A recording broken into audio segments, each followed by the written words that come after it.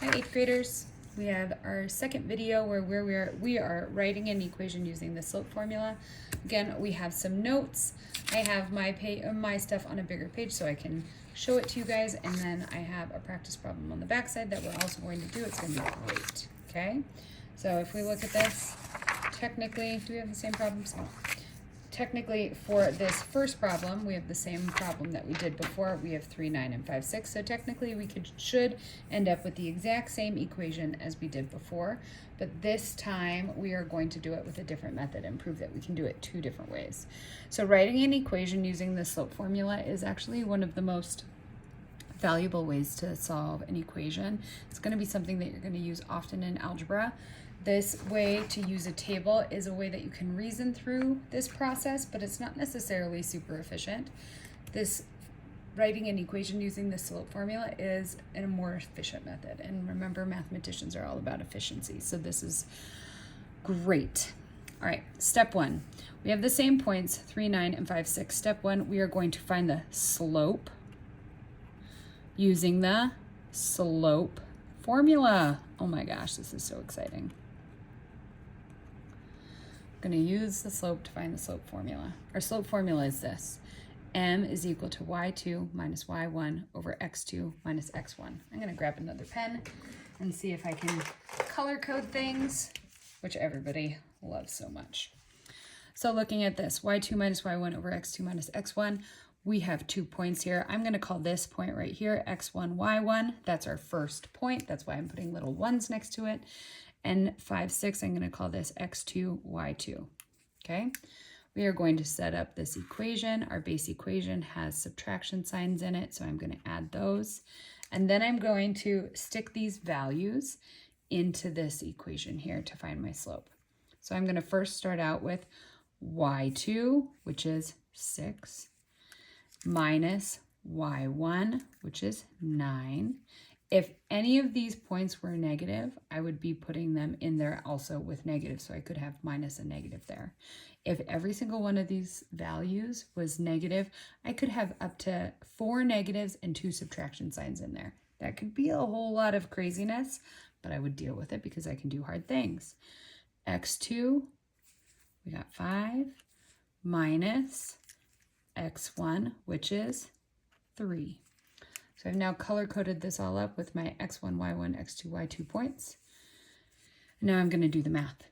3 minus 9 is negative 3. I'm going to be careful not to drop my negative. 5 minus 3 is 2. So I get negative 3 over 2, which I can also write as negative 1.5 if I wanted to find that unit rate on there as well. But 3 over 2 is negative 3 over 2 is a beautiful rise over run. So now I'm going to use my slope M, which I just found, and a point. We have these 2 points that we can use in slope-intercept form, which we know is y equals mx plus b, to find the y-intercept. That's our next step. So we've found our slope. We have 2 points. We can use one of these 2 points and this slope to find our y-intercept. This is a really smooth way to do things because when I look at this, I have a y value, an m, and an x, and all I need to find right here is a b. So here's my m, here's my slope, and I have 2 different points that are x's and y's. I'm going to use this one because the numbers are pink and I've been using that. So I'm going to first stick my slope into this equation. I'm going to say negative 1.5 because doing stuff with decimals can kind of be a little bit easier than fractions. And then I'm going to continue this process. My slope continues down. I have negative 1.5. And I'm going to use this point here. I said it before. I have an x value here of 3. Notice where I'm putting it where the x is in this equation. And I have a y value of 9, which goes on the other side of the equal sign. Okay, I'm now going to start to do this work. Negative 1.5 times 3 is negative 4.5. I still have the 9 on the left-hand side. And now we are going to solve to get b by itself. So I'm going to add that here. Get b by itself. That is my end goal right now. I'm trying to find my y-intercept. So to do that, I'm going to add 4.5 to both sides. And I'll get 13.5 is equal to my b value.